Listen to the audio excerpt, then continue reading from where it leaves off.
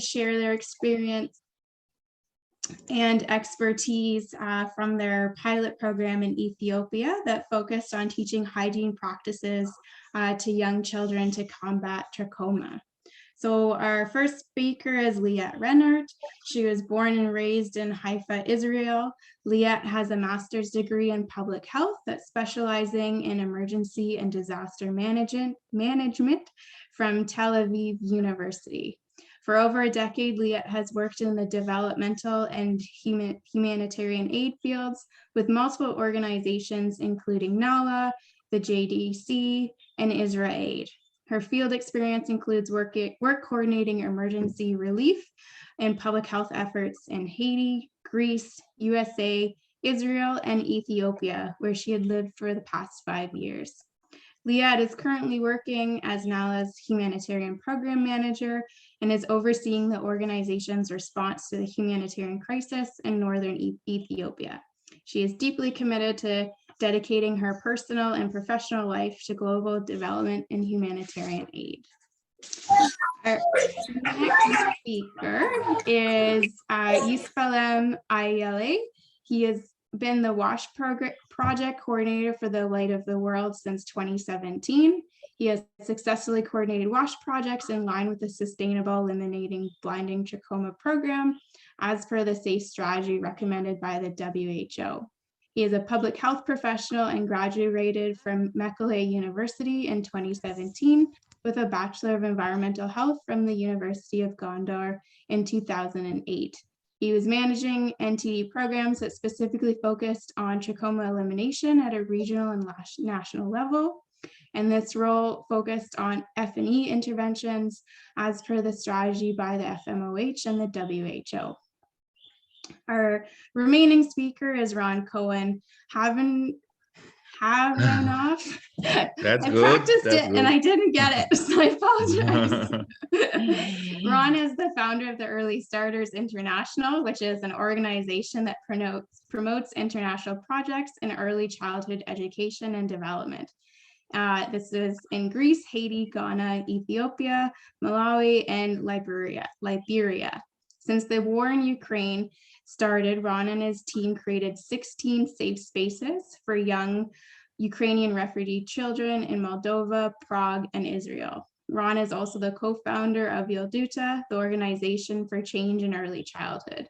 Prior to that, he founded and managed the Early Childhood Education Department at the Institute for the Democratic Education, and also founded the Kindergarten Network, Ron's Kindergarten, and the Progressive Primary School, KSEM. He holds a Bachelor of Education in Early Childhood Education from David Yellen College of Education and an MA in Education from Ben-Gurion University. He also graduated from the Organizational and Development Consultation Program at the OFAC Institute. So it's my pleasure to introduce the 3 speakers today, and I think we're in for a very interesting experience, and I'll pass it along.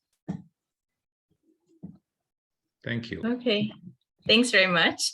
So let's start. And we hope the internet of Yisfalem will stay with us all the time, like now. Hi, Yisfalem. Yeah, it will be the real life representation of challenges.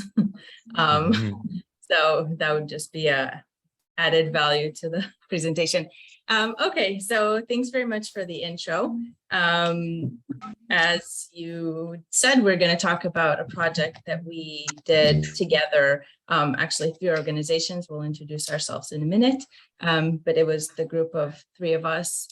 We came up with a unique, innovative intervention for trachoma prevention. Our project took place in Ethiopia, in Tigray region in the north. So maybe we can jump into the brief overview of the organization. So I'm representing NALA. We've been working in the NTD world for over 10 years, mainly in Ethiopia. We work on NTD prevention and elimination and focus on the WASH and the behavioral change aspect. So WASH is water, hygiene, sanitation. And these are actually the factors that are very critical for achieving elimination. So everything that creates the environment to eliminate these diseases. We work very closely with communities, we work with the government, we work with schools. This specific project will be an example of a school and community combined effort. And yeah, so that's in a nutshell. I'll let Ran continue about early starters. Hi, I'm Ran, and I'm the co-founder of Early Starters International together with Sarah. She's here also. And we mainly work in early childhood education and care, trying to bring the best practice of early childhood to places where it's needed, mainly humanitarian crisis and areas where it's more needed than others. And as you heard, we're working now, especially in countries around Ukraine, and also in Ukraine. This week, we started working in Ukraine, and together with Liat and Isfalam, we worked in Ethiopia for a year and a half, I think. And this amazing project that we're very proud to be a part of. And we miss you, Isfahan. Thank you, Ran. Thank you, Liat, and all. Thank you having me. Really, I'm proud of this event. Yeah, I'm from Light for the World, and Light for the World is a disability organization working on disability prevention, treatment, and rehabilitation. Light for the World started working in Ethiopia for more than 20 years, and we are part of implementing NTDs in Oromia and Tigray. We are focusing on Trachoma elimination as per the WHO standard, and other entities like lymphatic filariasis and onchocerciasis, which are mostly related with disability. And as Liat mentioned, we were working together on community, schools, and with close collaboration with government, both behavioral change, especially innovative behavioral change intervention for trachoma elimination, as well as treatment and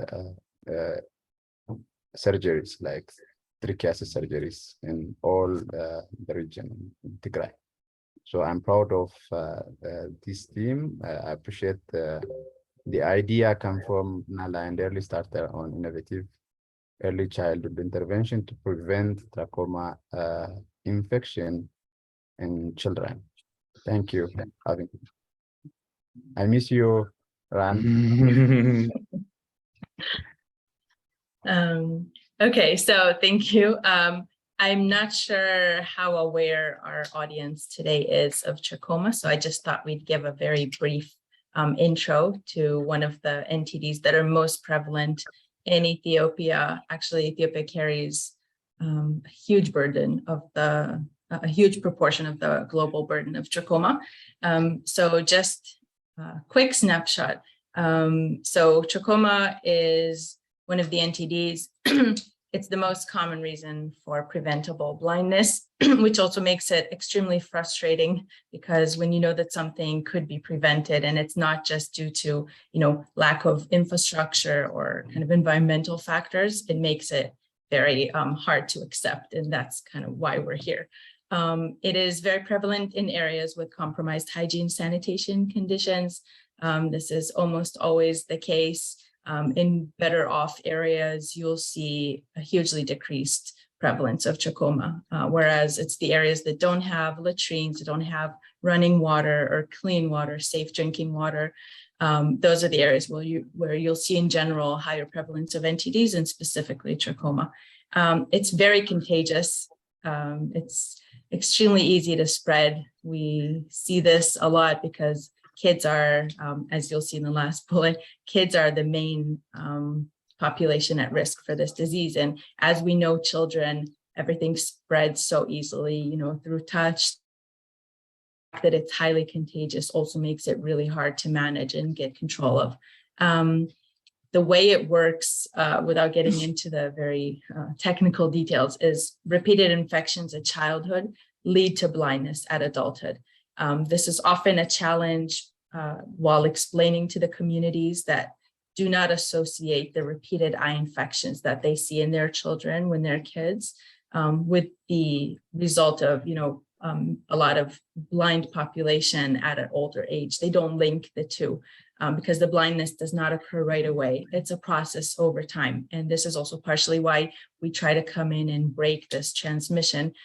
Because if we can prevent these recurring infections in childhood, we'll be able to prevent the blindness that will, come in their 20s or 30s. So this is kind of the cycle, and it doesn't seem as harsh or harmful at childhood, and therefore sometimes it's not taken seriously enough without knowing that blindness might be the result if it remains untreated. So that's one of our big challenges as when we're trying to communicate with the communities on the risks and the ramifications of these infections. And the last point is that women contract trachoma at a much higher rate than men. Women are usually the primary caregivers, and since the kids are the ones that are usually dealing with these infections, so naturally the moms get a lot more touch and will contract it at much higher rates than men. So this was just a bit of a snapshot. And here, if we come to speaking about the rationale for creating the program. So as Ispalem was saying, we've been working on innovative programs for a few years in Ethiopia, and we found that all programs addressed the older ages, school children. And when we look at trachoma, since the at-risk ages are 1 to 9, and if we're only targeting ages 7 and above, we're actually missing a huge chunk of children that are very much, that should be our target population. And this was kind of our realization that all programs were targeting the older ones, whereas specifically for this disease, we're missing out on a very significant group of children. And this is how the idea came about, that we have to find a way to target the younger kids with unique methodologies, because we can't just take what we're doing with the third graders and assume that, a KG class could understand or that it would be effective. So we realized that we need a shift in mindset, and we need different methodologies. And this is a lot of what we'll be explaining today, is what were the things that we used, especially with young children, proved to be very effective. And this is where early starters came into the picture with their expertise on these ages. But this is just to explain how the need even came about, because to our knowledge, there have not been any interventions that targeted young children in the NTD sphere in Ethiopia at that time. And I think, I'll hand it over to Ran for the early childhood. Yeah. So thank you, Liat. And maybe this is a research that made by James Hackman.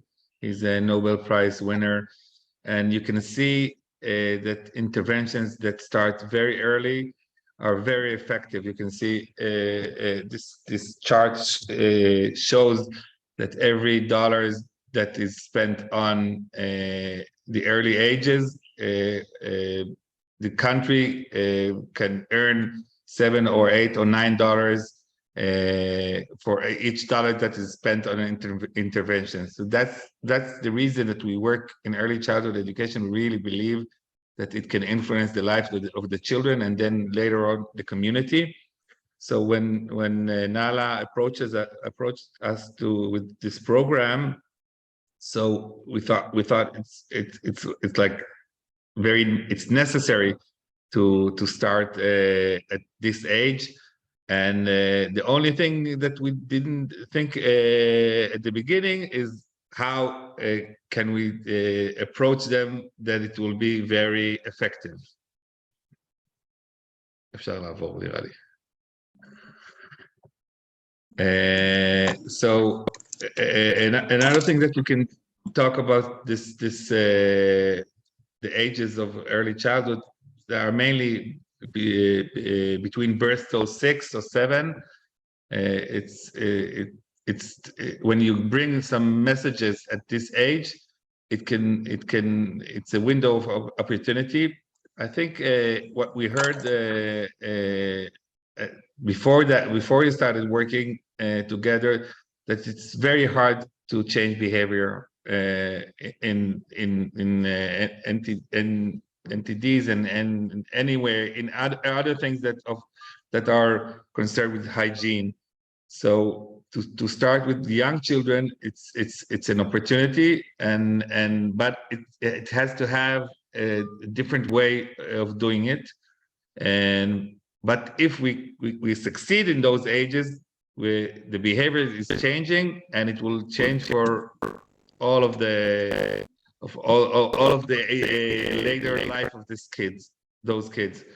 And the third thing that we can say is that we saw in Israel, we had some programs that were targeting young children, and made some change behaviors around different kind of things. And what many times is happening with young children, that they are themselves are agents of change, and they can help their families change their behaviors too. And we saw it in this program with the families and also with the older children.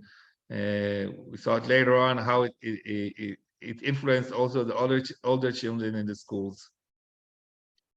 We can continue.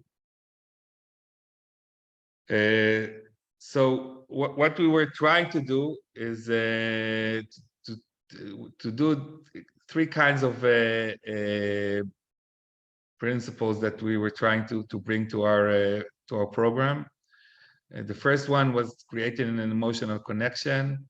If the children are feeling, most of the children learn in Ethiopia by repetition. And we were trying to do something that is a little bit different, and that where the children are more emotional connected to what is happening in the program. And when you are connected emotionally, it can be much better, can influence this change that we want to do. The second thing is active learning.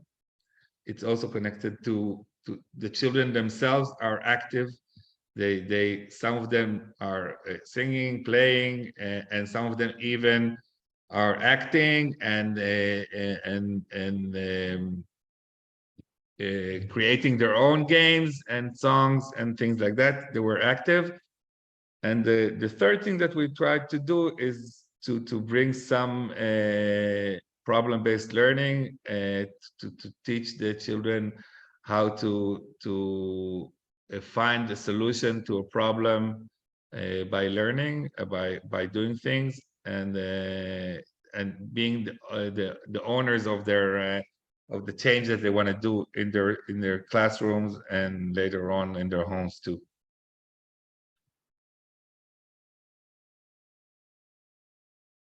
You want to talk? I was muted. Yeah, I was muted. Okay, so a little bit about the model that we used. So we wanted the messages to come simultaneously from different in different ways to be more effective. So if we only teach something in school, but we don't get the parents involved or the community involved, it's more likely to just remain within the school. But what we were trying to achieve is a true behavioral change in all aspects of life. So, you know, it's great if a kid is washing their hands in school, but it would be even greater if they get in the habit of washing hands at home and teaching their siblings and even influencing their parents. That was kind of what Gan was talking about, you know, having children bring the messages back home and create a wider change than just, you know, what happens within the classroom.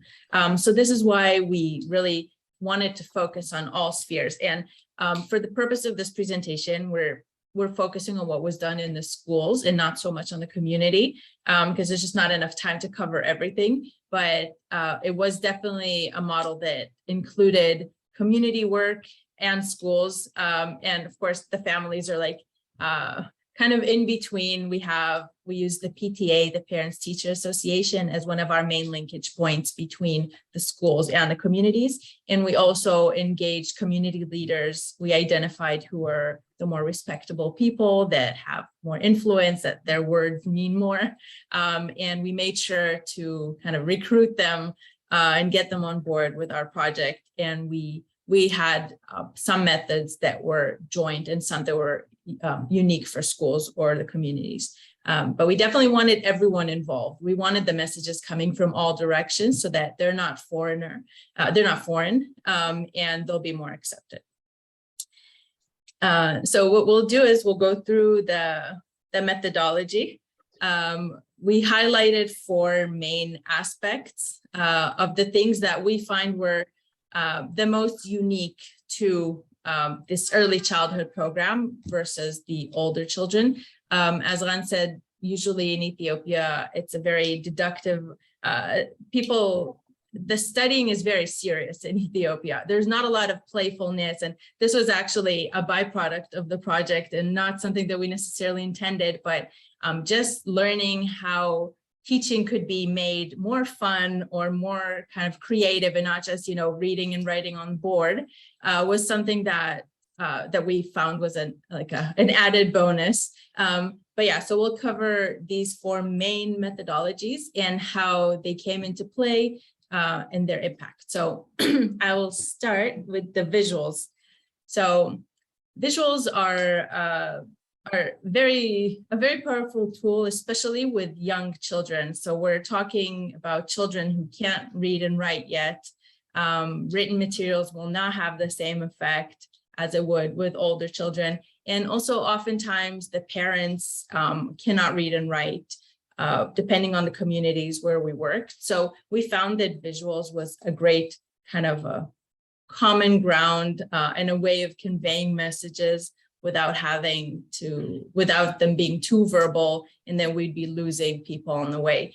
And we use the visuals as part of more of our community aspect as a way to interact. We'll show a few examples and then it will become clearer. And one of the things that visuals do is they're kind of constant reminders of something. So if we hang something on the wall of the classroom, it's something that the kids will look at multiple times a day. And even if they're not learning about it right now, it still keeps it in their consciousness. It keeps them aware of it.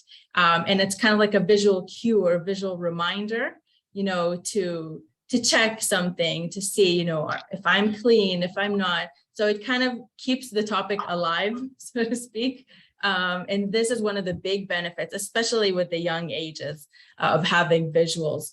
And we had the kids prepare the visuals too, which makes them even more engaged, even more, understanding what they're doing and what the meaning is. And they'll be more likely to form this connection with the topic if they were involved in creating it. And just to make it a bit more clear. So what we see here, we have an example. We had them prepare what we called hand and face charts. And ultimately each kid draws his own face in his hand.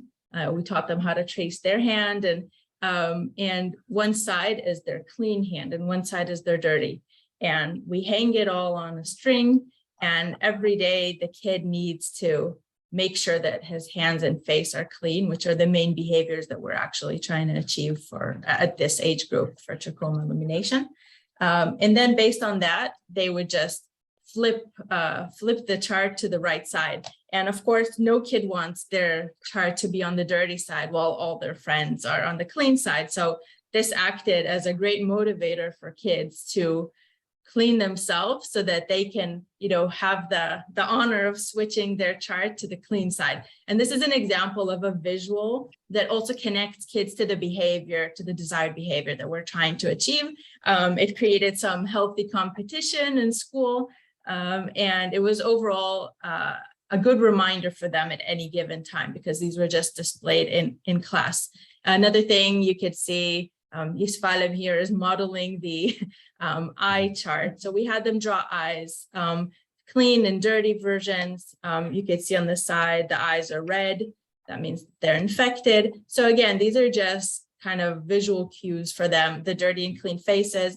And of course, I'm not sure if I mentioned, but each chart has the child's name on it. So we made it personalized. So it's not, just another poster on the wall, but it's something that they created and they drew, and they're kind of, they're attached to the cause through that.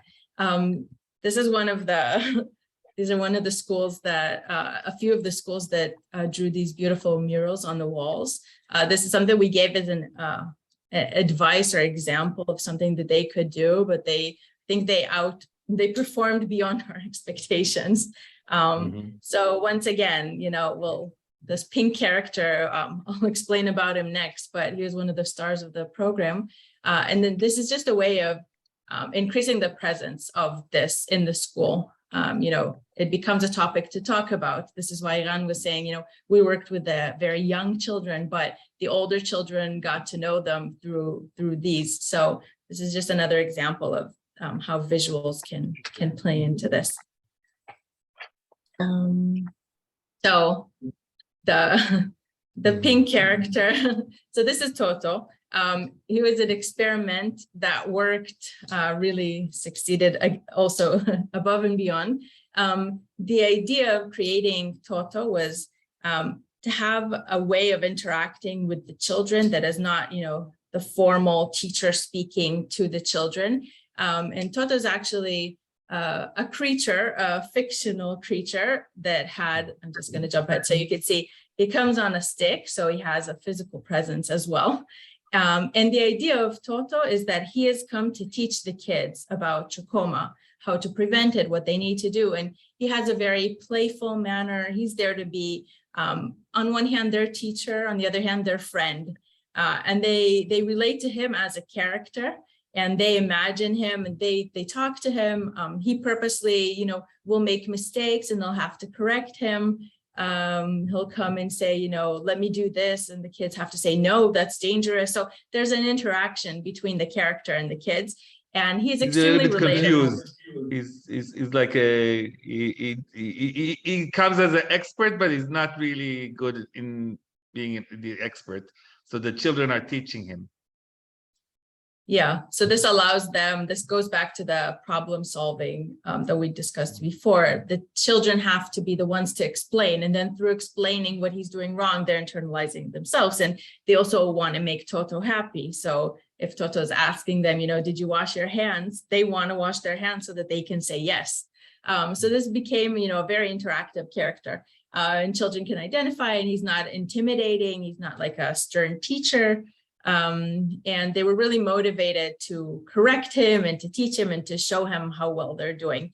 And so the way we use Toto were either children could act as Toto. So they would, come and explain to their peers, as you can see here, about trachoma. And we also had teachers doing it. So initially the teachers were the ones that started. We prepared a few scripts for them. For Toto, each script was highlighting different, prevention methods or different things that we wanted the children to learn. Quickly, the scripts were left behind, which is fine. They kind of just did their own thing. As long as the messages were there, we were very happy to have it personalized by the teachers. So this was kind of, and some schools went, they had Toto of the week. There was a kid who was Toto of the week, and he had a crown, and they got creative with it. But the idea is this character really allowed to convey a lot of messages in a really interesting way for the kids that really stuck with them, which is ultimately what we want. And it was a very, very. We can add that after a while, all the children knew who Toto was, and before that, they didn't know what trachoma was. Of course, who Toto was, but also children from other classes. Everyone knew who Toto was. Yeah, he made a name for himself. And it was very clear, by the way, I mean, this is mentioned in the results, but it was very, very clear that schools where Toto was used properly, they knew their stuff. They knew the material, and it was very, very apparent. We're very happy about that. Run routines. Yeah. So maybe the third thing that we are talking about is routine creations. When the children started having routines, that most of them started from the face charts that Liat talked about. and starting having things that are happening every day. Every day they are checking their faces. Every day they are doing that. Some of them had also things at home, kind of charts that we did for their homes, and when they had them, they started having routines. And you know, when children have routines, they just have, if they are stable, then it happens. And the sustainability of it can be very effective if the teachers and the children start doing those routines. And they have the routines have to be also very fun and creative, and so they understood that it's very important, so they start doing them. And some of the routines, like where they're playing a game, they're singing a song, things like that. And I think that was very important. Here's one of the teachers checking their faces. Yeah, and this was part of the daily. So every morning the teachers read out the names to make sure to see who came to class that morning, and they just combined it with this. So the name check was combined with the cleanliness. So in this specific case, she was actually calling the kids up to look at their charts and say, you know, which side it should be on. And if they were dirty, then they would go out and wash and come back, and then they could flip it. So that was kind of the routine. And because the kids knew to expect it, the teachers were reporting that as time went by, kids would come clean from home because they knew that they would be checked, and they didn't want to be, you know, they didn't want their child on the dirty side. So this is an example of something that the predictability helped kind of solve the problem in advance. They didn't even have to go and wash in school. I think another thing that happened is that they start bringing mirrors to the classrooms, and to help the children check themselves.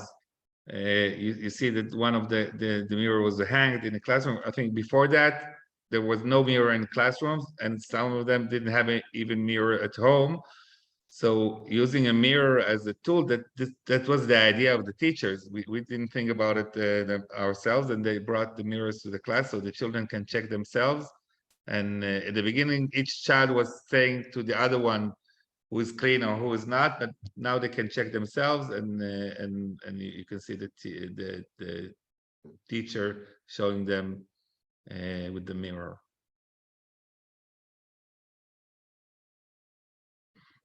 And the last thing is we use a lot of songs and play.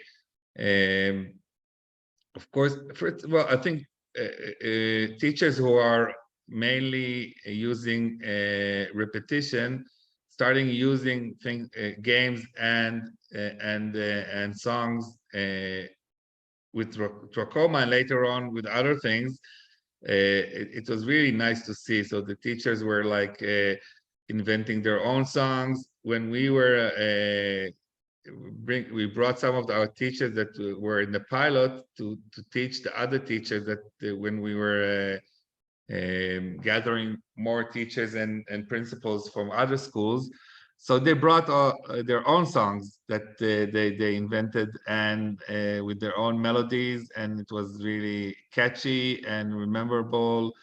And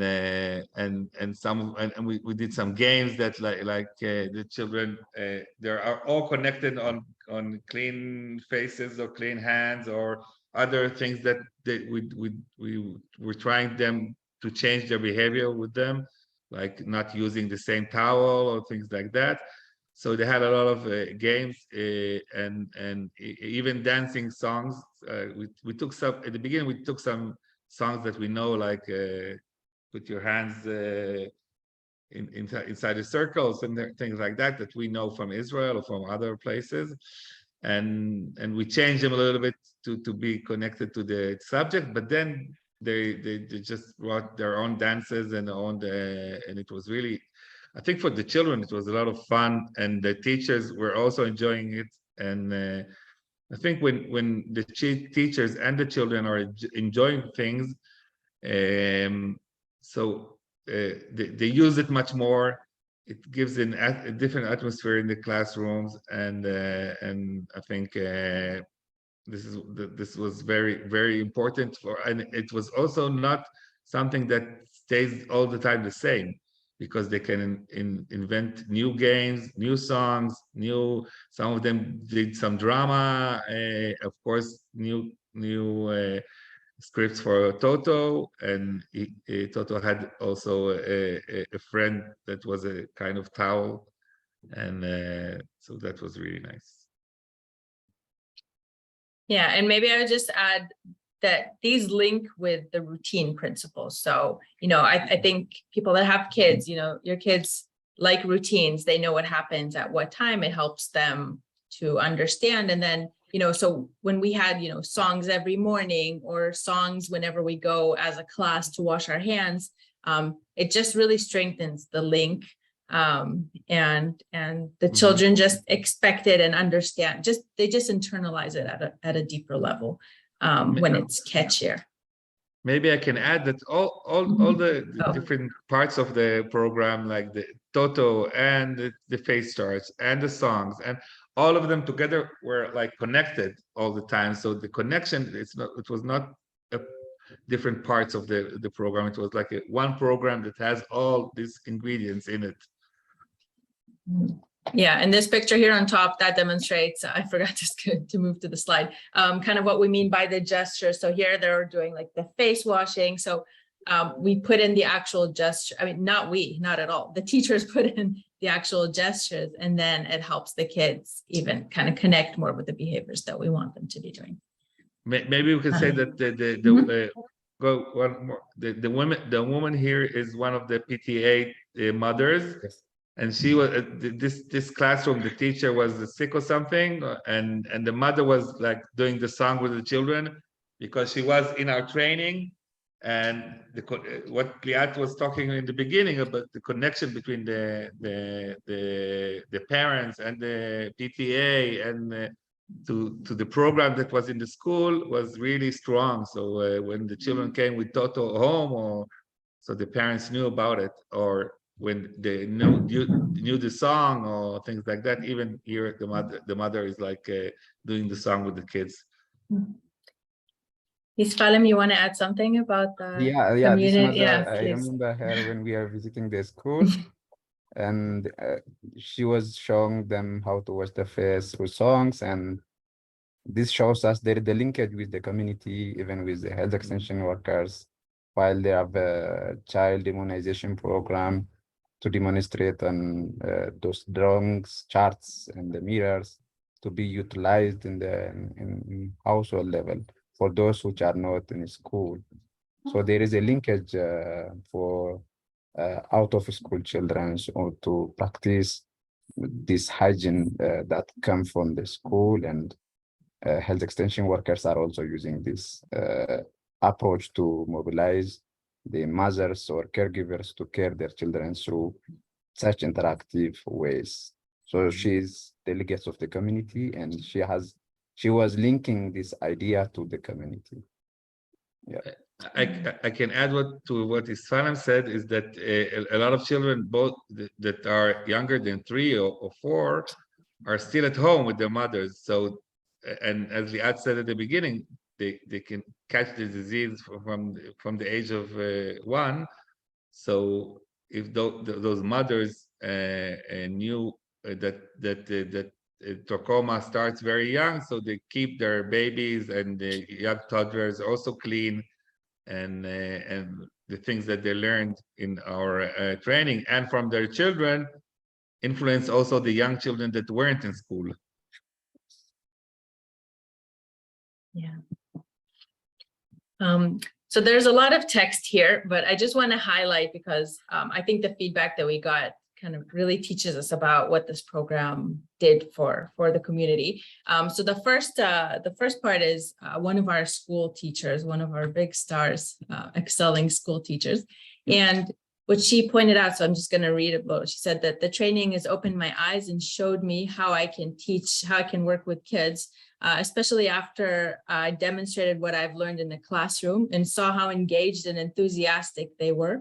I started thinking that I could also deliver other subjects in the same interactive ways. So we had teachers saying, yeah, we want to teach math, through Toto, and we want to teach, language. And for us, of course, we loved that they knew the methodology. We did have an intention of Toto staying specialized in his topic of trachoma, but it was very interesting to provide this type of exposure to how other modes of teaching, especially with such young children, these are often 5-year-olds just sitting in a classroom setting. It's a bit more formal than what we're used to maybe, but there's still so many ways to make it playful and engaging. And one of the feedback that we got from one of our PTA, so from our community linkage, is about his own family. So he said that, he never thought of playing with his children as a way of teaching them. It's usually a much stricter relationship. And he said it actually changed our relationship a little bit. It made it more open. I got closer to my children, which we thought was really interesting feedback, because we just kind of introduced, a new way of approaching early childhood. And it was very well recepted. We took it as a pilot, and we weren't sure what reactions we would get. But it was the new methodology was intriguing, and everybody was very cooperative with it. So we just wanted to highlight a little bit of this. Ms. Philip, if your internet allows.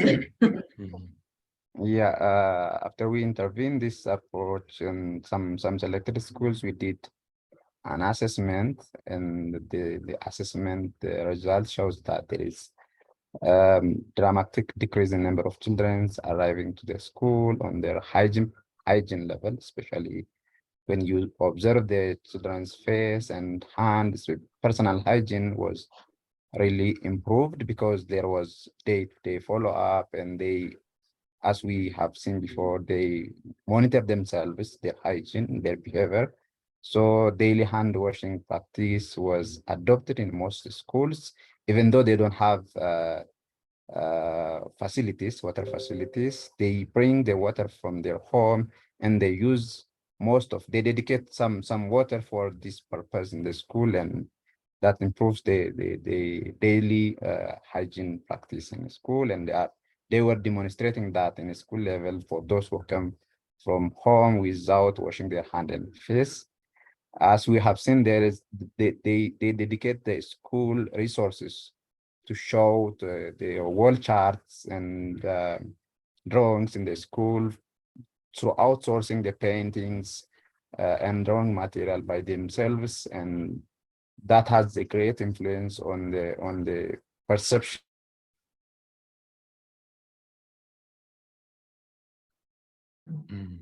I think the internet. So close, yeah.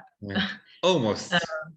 Yeah, almost. So until he gets back, I'll continue. It's really not taken for granted the fact that they actually allocated their own funds. There's a very limited pool usually that's collected from parents, and the fact that this symbolizes that this was important enough that the school acknowledged how important it is to keep these kids clean, and that the fact that they decided to prioritize some of those activities.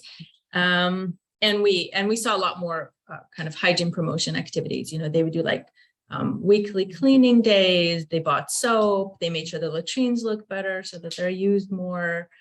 Just all type of kind of environmental improvements. Some schools even brought a big container of water and things that they didn't have before in the school. Right. It's important to understand this is a pretty rural area and one of the more challenging topographies in Ethiopia in general. So getting water is extremely challenging, and that's why this is even more impressive that all the effort was made for that. And so, as we said, teachers got knowledge about how to approach their kids. One of the things that's maybe interesting to say is there isn't kind of like a pre-K or KG specialization. There are, but usually in these areas, teachers just kind of rotate. So they could be teaching 5th grade one year and then KG the next year.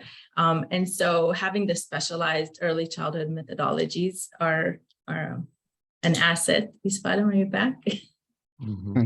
Sorry, the internet connection. Yeah, Sorry. I Yeah, reached the parents bullet. The parents learned a new way of communication with their young children. Some of our community assessments show that they paint their children picture and they post it through near to the mirror in the household to see who is clean and dirty, and that makes competition among their own children and their siblings on the hygiene practice in the household level. That has a great learning that link our intervention from school to community. Uh, the character Toto was one of the famous Toto that they used to teach the childrens, and he is a newcomer to teach them, and they interact smoothly, and they communicate more than the teacher is giving an instruction, and that influence the children to practice what they hear from the Toto saying to the children through different methods that we have seen before. So this success aspire to scale the project to most of the schools, but the project area schools on this methodology, and which has influenced most segments of the children to practice this approach to intervene the barrier or the trachoma problem in their community, and that was very influential approach that we did. Due to many reasons, we didn't go through as we aspired to get the result. Because a lot of things have happened in the area that we aspire to do to intervene. Even though the methodology, the way we did was really influential, and the pilot result shows that we have to scale up the approach since the approach for the health sector was very innovative, and it also has a great influence on children's behavioral change intervention to break the infection of trachoma to the children.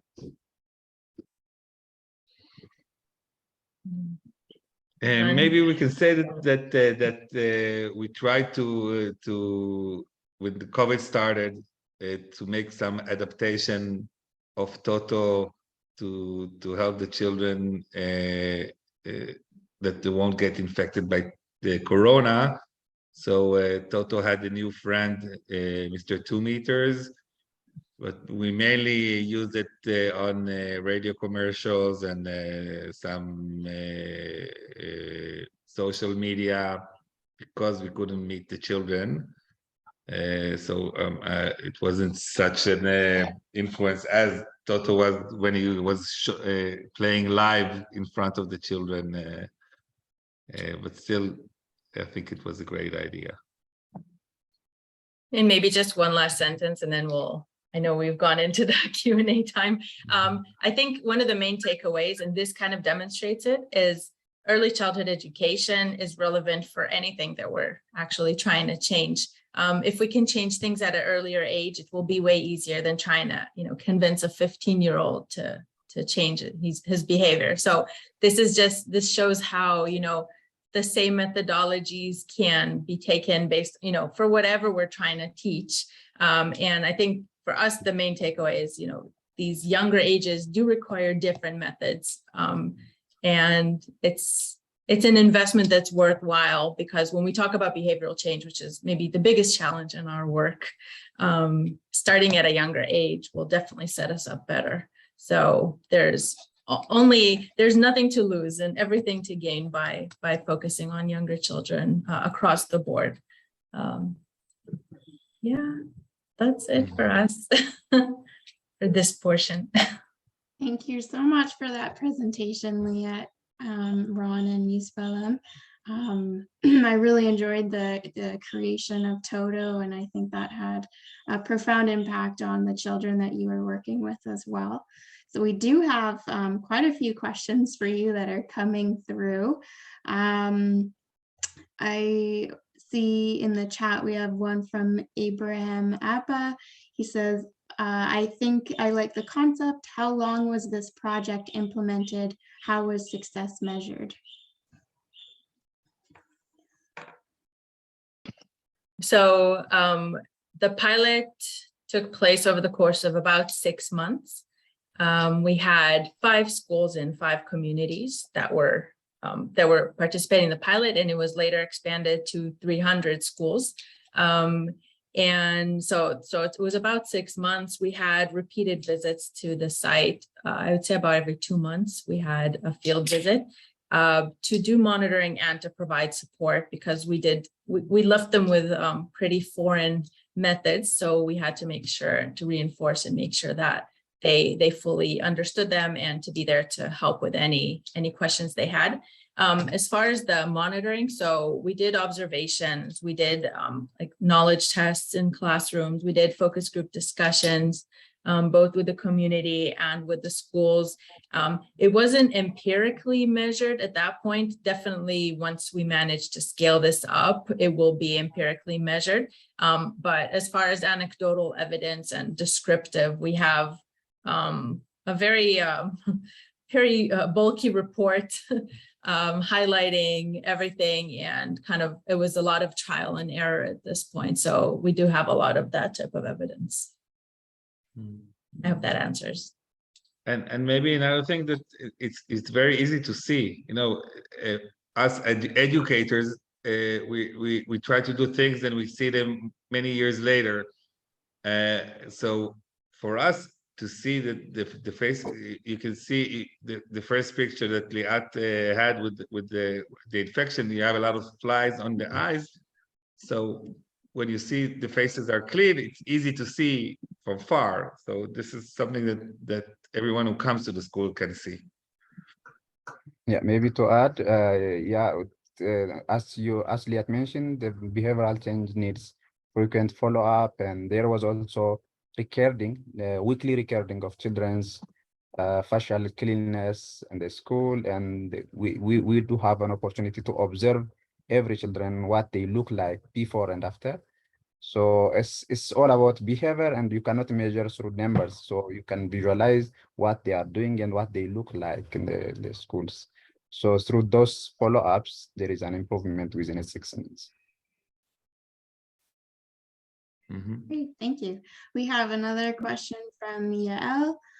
This is a great comprehensive approach. Would you consider expanding the use of Toto and other methods you already have for educating about other health issues besides trachoma, for example, good oral hygiene? I think we tried it with Corona, and we'll be happy to use them in other things, or creating different character. But we'll have to do it. Yeah, exactly. I think this character should be used for more, or the concept, it would be a way to keep him with trachoma. Like once we understand that this is a method that works and is very beneficial, definitely what we're trying to do is kind of like to prove the concept. So absolutely, from this pilot, we've learned that it can and should be used with other teaching scenarios with young children. Yeah. This next question you may have addressed in your first response, or your first question, but I'll read it anyway. So from Hamid Mogali, sorry, were improvements, changes in behavior, cleanliness, etc., recorded during the lifetime of the project while the team was on site or afterwards? Right. Yeah. So as Isfalem said, that I forgot to mention, we provided the teachers with monitoring sheets of facial cleanliness, and this is what they were actually documenting when they were doing the morning checkups. And there are different formats in different schools. Some schools line up the kids in the morning by class and do a cleanliness monitoring regardless. So sometimes we would link with those documents. But yeah, it mostly one of those two formats were the ones that we were using for documentation.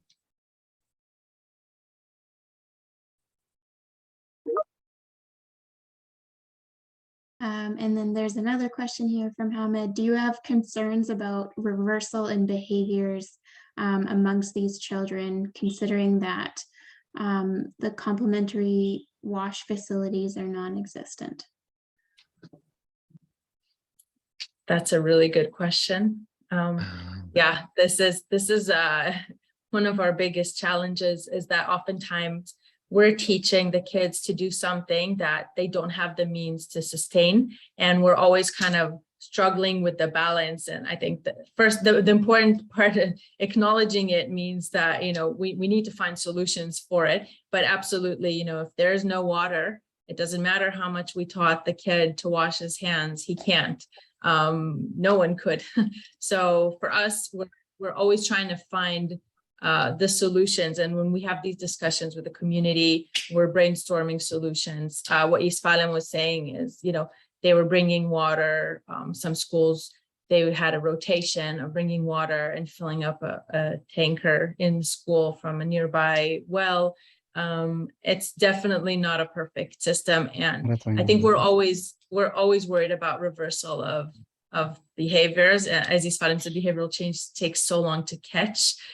Especially if the means are limited. So yeah, this is definitely something. And this is why the sustainability elements are so important, because otherwise it will just be fleeting, you know, it will come and go. Yeah. Isfalem, you wanted to add something? I wanted to add something, but probably Isfalem can say more about it. One of the big worries was because Tigray was in war the last couple of years, 2 years, I think it's already, and children didn't go to school and things like that. So I think we were worried that things will change because of the war. Of course, we were more about the lives of the children, but also things that we were teaching, and the teacher were teaching in a country that is in war. It's not easy.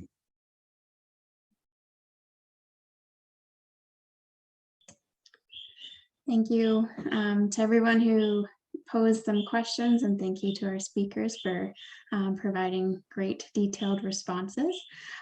So we'll end the recording here. I don't know if Liat and Ron, if you have a couple minutes to hang around to answer any other questions, or I can also collect the questions from the chat and send them to you if you want to write a written response. I don't know what your time and schedule is like.